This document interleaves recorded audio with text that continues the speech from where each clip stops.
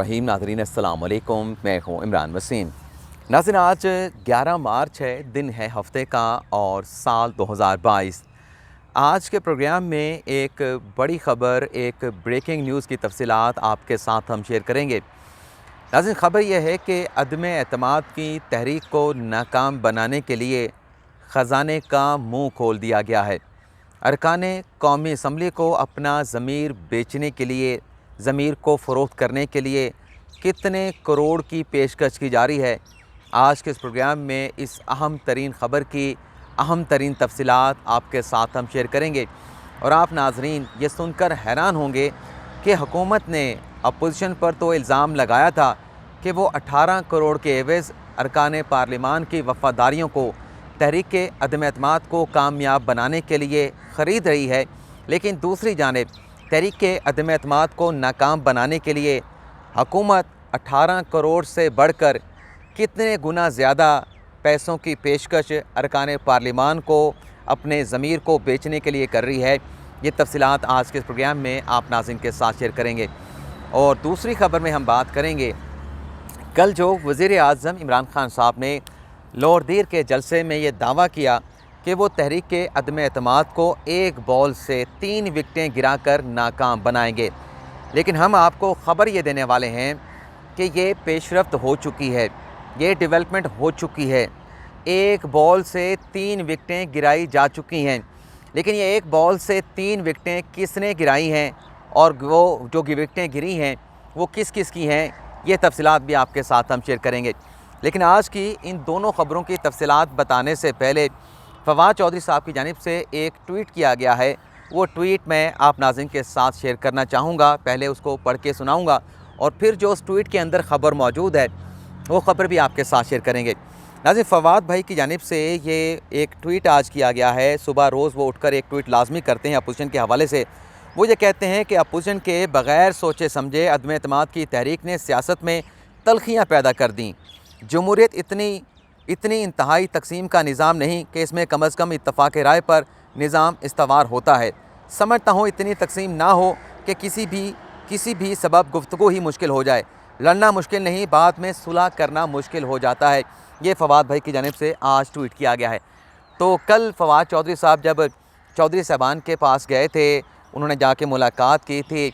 उस मुलाकात के बाद फवाद भाई ने एक दावा किया था कि काफ लीग के जितने भी तहफ़्फ़ुज़ात हैं, जितने भी इश्यूज़ हैं, उनमें से बेशतर उनके तहफ़्फ़ुज़ात को दूर कर दिया गया है। अच्छा, एक तरफ वो दावा करके निकले थे काफ लीग के साथ, जब उन्होंने वहाँ पे मुलाकात की उस घर के बाहर जहाँ पर ये वो कल इजलास चल रहा था, तो रात को तारिक बशीर चीमा साहब जो है वो मुख्तलिफ़ चैनल्स के ऊपर मौजूद थे। चीमा साहब ने कहा कि फवाद चौधरी का ये जो दावा है ये तो सरासर गलत है। फवाद चौधरी के साथ मौजूदा सियासी मामलात पर, सियासी हालात के हवाले से कोई गुफ्तगू नहीं हुई, बल्कि पीका तरमीम के ऊपर जो है वो फवाद चौधरी के साथ हमने गुफ्तगू की है। अच्छा, ख़बर जो आपके साथ मैं शेयर करने जा रहा हूँ वो ये है कि जब वज़ीर आज़म इमरान खान लाहौर से चौधरी साहबान के घर गए थे और उस मुलाकात के बाद आपने देखा होगा कि मीडिया पर ख़बरें चलीं कि काफ लीग ने हुकूमत को डट के खड़े होने, हुकूमत के साथ चलने का, हमायत का, सपोर्ट का ऐलान कर दिया है। तो लेकिन 1 घंटे के बाद, 1.5 घंटे के बाद वो तमाम ख़बरें फ्यूज़ हो गई थीं। इसी तरह से जब कल की ये मुलाकात हुई फवाद चौधरी की काफ लीग के लोगों के साथ, तारिक बशीर चीमा और मोहन सिलाई के साथ, उसके बाद भी इसी तरह का बयान जो है वो फवाद भाई की जानिब से दिया गया। लेकिन तारिक बशीर चीमा ने टीवी पर आकर वाज़ेह तौर पे कहा कि ये दावा गलत है। सिर्फ पीका तरमीम के ऊपर जो है वो फवाद के साथ गुफ्तगू की है, लेकिन साथ में उन्होंने फवाद चौधरी को तनकीद का निशाना भी बनाया और उन्होंने ये कहा कि सियासी मामलात के हवाले से, तहरीक अदम एतमाद के हवाले से हमने अगर बातचीत करनी है तो वज़ीर आज़म के साथ हो सकती है, जो कानूनी टीम वज़ीर आज़म ने तश्कील दिया है उसके साथ हो सकती है। फवाद चौधरी के साथ अगर हमने मामलात को हल करना है तो फिर चौधरी साहबान को, यानी परवेज़ इलाही को और उसके साथ साथ चौधरी शुजात हुसैन को अपनी सियासत ख़त्म कर देनी चाहिए। और एक जो और तलख जुमला उनकी जानिब से कहा गया कि अगर हुकूमत ने, पाकिस्तान तहरीक इंसाफ ने मामलात तय करने का अख्तियार फवाद चौधरी को दे दिया है तो फिर हुक्मरान जमात का अल्लाह ही हाफ़िज़ है। तो इससे आप अंदाज़ा कर सकते हैं, क्योंकि बहुत सारे दोस्त कहते हैं कि झूठ बोला जाता है यूट्यूब चैनल के ऊपर, मुझे भी इस तरह के ताने, इस तरह की बातें की जाती हैं। तो आप ख़ुद अंदाज़ा लगा लें कि जितनी भी ये मुलाकातें काफ लीग के साथ हुई हैं, इसके बाद बाहर आकर क्या अनाउंसमेंट की गई, और जब ये अनाउंसमेंट की जाती है तो काफ लीग का कोई बंदा भी साथ नहीं खड़ा होता, लेकिन घंटे 2 घंटे के बाद जो खबर ज़राए के ज़रिए मीडिया पे चलती हैं वो तमाम की तमाम खबरें ज़मीन बोस हो जाती हैं। तो आप नाज़रीन, बहुत सारे मैं लोगों को से मुखातिब नहीं बल्कि चंद लोगों के साथ मैं मुखातिब हूँ, देख तो आप सब रहे हैं। तो बहुत सारे दोस्त जब लोगों के सियासतदानों के बयानात सुनते हैं तो वो सुन के जो है अपनी ओपिनियन बना लेते हैं, लेकिन हम उनके बयानात को कोड करके उसके अंदर जो खबर होती है उस एग्जैक्ट खबर को निकालने की कोशिश करते हैं, और वो खबर आपके साथ हम शेयर करते हैं कि जो बताया गया है वो कितना हकीकत पर मबनी है, और जो नहीं बताया गया वो भी आपको बताते हैं। अब आ जाते हैं कि जो ख़बर है कि अरकान पार्लिमान के ज़मीर ख़रीदे जा रहे हैं, कितने करोड़ की पेशकश की जा रही है। ये नाज़रीन परसों मैं दावे के साथ, कलमे के साथ कह सकता हूँ कि ये जो ख़बर कि कितने करोड़ रुपए की पेशकश की जा रही है, ये मुझे हुकूमत के अपने एक बंदे ने बताया है। हुकूमत के अंदर से मुझे ये ख़बर बताई गई है कि अगर हम ये इल्ज़ाम लगाते हैं कि अपोजिशन 18 करोड़ के एवज़ अरकान पार्लिमान के वफ़ादारियों को ख़रीद रही है, तो दूसरी जानिब हमने भी मुबैना तौर पे ख़जाने के मुँह खोल दिए हैं। मुझे कन्फर्म ख़बर है, लेकिन मैं फिर भी मुबैना का लफ्ज़ इस्तेमाल करूँगा, और ये बताया गया कि 50 करोड़ रुपए की, यानी 20 नहीं, 25 नहीं, 30 नहीं, 50 करोड़ रुपए की डेवलपमेंट स्कीमों के एवज़ जो है अरकान कौमी असम्बली को पेशकश हुकूमत की जानिब से की जा रही है कि आप तहरीक के अदम एतमाद को नाकाम बनाने में अपोजिशन के बजाय हुकूमत को सपोर्ट करें, हुकूमत को वोट करें, तो आपको फौरी तौर पर 50 करोड़ रुपए की तरक्याती स्कीमें आपके हलके में जारी कर दी जाएंगी। तो 20 से 25 बंदे तोड़ने की कोशिश की जा रही है। 20 से 25 बंदे तोड़ने का मतलब ये है कि तकरीबन 15 से 20 अरब रुपया जो है वो ख़जाने से सिर्फ अपनी वजारत उज़्मा की सीट को बचाने के लिए ख़र्च किया जा रहा है। तो अपोजिशन पर तो इल्ज़ाम लगता है कि ये इदारों को बदनाम करते हैं, ये अपने मफादात का सोचते हैं, ये करप्शन करते हैं। तो ये जो ख़जाने से सिर्फ अपनी सीट को बचाने के लिए इतने पैसे खर्च किए जाएंगे, इसे क्या नाम दिया जाएगा? ज़ाती मफाद का नाम दिया जाए, करप्शन का नाम मुबैना तौर पे दिया जाए, ये आप नाज़रीन फ़ैसला कर लें। बल्कि इसके साथ साथ जो हमें मज़ीद बताया गया, उनका ये भी कहना था कि यह हॉर्स ट्रेडिंग हुकूमत कर रही है और इदारों को भी इस्तेमाल किया जा रहा है। हिसास सिविल इदारे उन्हें इस्तेमाल किया जा रहा है, और उसकी 2 मिसालें हमें दी गई कि अजमल चीमा, जिनका जहांगीर तरीन गुप्त के साथ ताल्लुक़ है, उनका जो बिज़नेस है, जो पेट्रोल उनका पंप है और जो उनका ट्रांसपोर्ट का बिज़नेस है, उसे बंद कर दिया गया है। इसी तरह से जो मुस्लिम नवाज़ के MNA हैं अज़हर क़य्यूम नारा साहब, उन्हें भी नैब की जानिब से तलबी का नोटिस जारी कर दिया गया है। तो ये भी हुकूमत के अपने बंदे ने, अपने ज़राए ने हमें बताया है कि जहाँ खान साहब कहा करते थे कि अपोजिशन अपने वफाद के लिए रियासती इदारों को इस्तेमाल करती हैं, तो आज खान साहब भी वही कर रहे हैं। वो बंदा हुकूमत से नाराज़ नहीं, लेकिन उससे हम खबर किस तरह से निकलवाते हैं, क्या उनसे हमारी बात होती है, ये हम शेयर नहीं कर सकते। लेकिन ये आपको बता दें कि वो बंदा आपको अच्छे अच्छे बयानात तो ज़रूर सुनाता है, मीडिया पर आता है, लेकिन जब हमारी उनके साथ महफ़िल होती है तो हम उससे ये ख़बरें तमाम उगलवाते भी हैं, और वो बड़ी आसानी के साथ बता देता है कि मैं ये ख़बर नहीं दे सकता, आपके साथ दोस्ती है, आपने देनी है तो बेशक दे दें। तो ये भी बताया गया कि रियासती इदारों का इस्तेमाल भी किया जा रहा है, और जो खान साहब कहते थे कि अपोजिशन रियासती इदारों का इस्तेमाल करती है, वही सब कुछ हमारी हुकूमत की जानिब से किया जा रहा है। अब आपको यूट्यूब जो अपना ये जो सर्वे मैंने कराया कि रेट कितना हो चुका है, 3 दिन पहले मैं यूट्यूब चैनल के ऊपर और साथ साथ ट्विटर के ऊपर मैंने एक सर्वे डाला था, जिसमें ट्विटर के ऊपर तो बताया गया, मैंने ये पूछा था कि कितना रेट चल रहा है। ख़बर मेरे पास परसों से मौजूद थी। जो 40% लोगों ने कहा कि 20 करोड़ आजकल रेट चल रहा है, जैसे हुकूमत को बताया गया, तो बहुत सारे लोग उसी बात पे यकीन कर लेते हैं। 43% ने कहा कि रेट जो है वो 30 करोड़ तक पहुँच चुका है, और 17% ने कहा कि 25 करोड़। ये ट्विटर पे जो रिज़ल्ट आया। इसी तरह से अच्छा वो ख़बर भी आपके साथ हमने शेयर करनी है, जो एक बॉल पे 3 विकेटें तहरीक के अदम एतमाद से पहले गिर चुकी हैं, लेकिन जो यूट्यूब चैनल के ऊपर कम्युनिटी पेज पर जो रिज़ल्ट आया है कि रेट क्या चल रहा है, उसकी तफसीलात भी आपके साथ शेयर कर लेते हैं। और मैं कोशिश करता हूँ कि स्पीड ज़्यादा ना बढ़े, क्योंकि जब स्पीड बढ़ती है तो फिर अल्फाज मैं चबाना शुरू कर देता हूँ। तो यूट्यूब चैनल के ऊपर जो मैंने सर्वे डाला था कम्युनिटी पेज के ऊपर, उसमें 1800 से ज़ायद लोगों ने हिस्सा लिया है। ट्विटर के ऊपर तो इतने ज़्यादा लोगों ने सर्वे में हिस्सा नहीं लिया।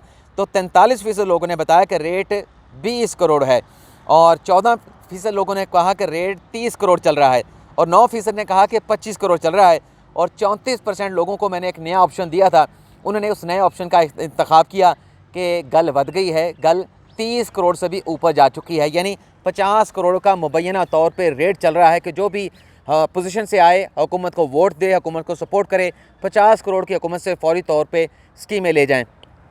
तो ये नाज़रीन मामला चल रहे हैं। अब जो एक बॉल के ऊपर 3 विकेटें गिरी हैं, खान साहब तो इंतज़ार कर रहे थे कि पोलिंग डे के ऊपर वो 3 विकेटें गिराएंगे, लेकिन उससे पहले ये 3 विकेटें गिर चुकी हैं।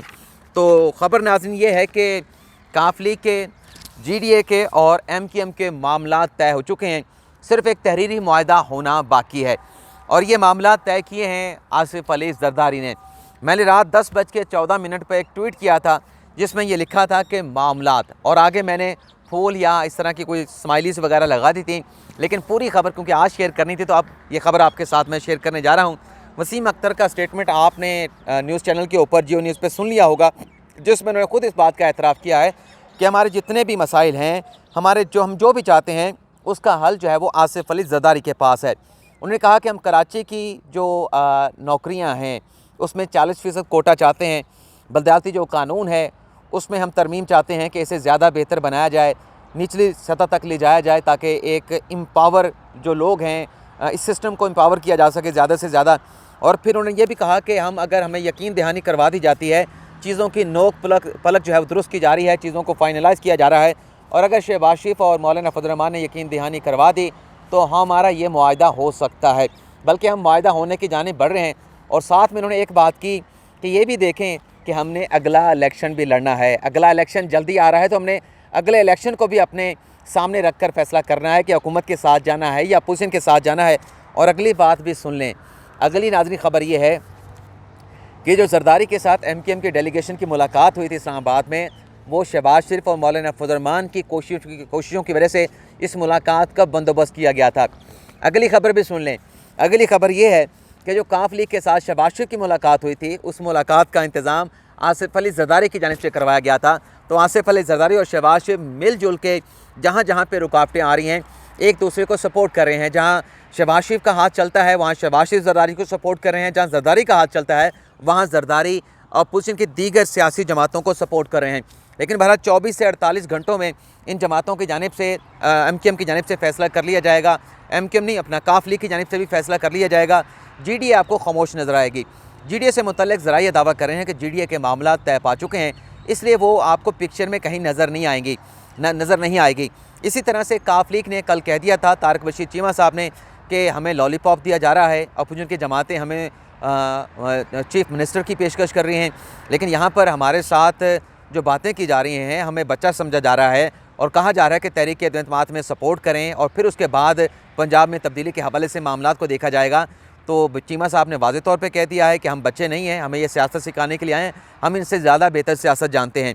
तो ख़बर यह है कि काफ लीग भी रजामंद हो चुकी है और काफ लीग को भी आसिफ अली जरदारी ने रजामंद किया है। और झुकाव, कल वसीम अख्तर ने भी TV पे इंटरव्यू देते हुए कहा कि हमारा झुकाव भी जो है वो अपोजिशन की तरफ है इस वक्त, और अपोजिशन का जो काफ लीग है उसका झुकाव भी अपोजिशन की तरफ है, क्योंकि दोनों जो जमातें हैं उनकी आपस में मुलाकात भी हुई थी काफ लीग को MQM की। उन्होंने कहा कि हम दोनों जमातें वज़ीर आज़म से, मौजूदा हुकूमत से नाराज़ हैं, क्योंकि हमारे साथ जो वादे किए गए थे उन वादों को पूरा नहीं किया गया। तो मामला जो हैं वो इस तरह जाने बढ़ रहे हैं कि एक बॉल से जरदारी साहब तकरीबन 3 विकेटें गिरा चुके हैं, सिर्फ उसका हतमी ऐलान होना बाकी है, जिसमें जरदारी इत्तेहादी जमातों के साथ प्रेस कॉन्फ्रेंस करेंगे। ये ज़राए की खबर है, तारिक अजीज़ साहब की खबर है जो आपके साथ हम शेयर कर रहे हैं। लेकिन ये ब्रेक थ्रू होने के बाद अभी भी चूँकि स्पीकर की जानिब से तहरीक अदम-ए-एतमाद की तारीख नहीं दी गई, कब ये पोलिंग करवाई जाएगी तहरीक अदम-ए-एतमाद पर, क्योंकि पाकिस्तान में सियासत का कुछ पता नहीं होता, लम्हा भलम्हा जो है वो सूरत हाल तब्दील होती रहती है। अब तक की सूरत हाल आपके साथ हम शेयर करें हैं, लेकिन अगर हुकूमत ने मामलात को संजीदा लिया, मामलात को कंट्रोल कर लिया, तो फिर सूरत हाल आगे चल के तब्दील भी हो सकती है। लेकिन इस वक्त तक जो सूरत हाल है वो हुकूमत के कंट्रोल से बाहर हो चुकी है। तो आपसे इजाज़त चाहते हैं, बल्कि ये भी बता दें कि फवाद चौधरी साहब जो मुख्तलिफ बयानात में कहते थे कि आज ले आएँ तहरीक एतमाद, हम इसे नाकाम बनाएंगे, अब वो कहते हैं कि तहरीक एतमाद की वजह से तलखियाँ बढ़ चुकी हैं। तो तलखियाँ तो हुकूमत ने भी बहुत ज़्यादा बढ़ाई हैं, जो अपोजिशन के साथ बैठने के लिए तैयार नहीं थी।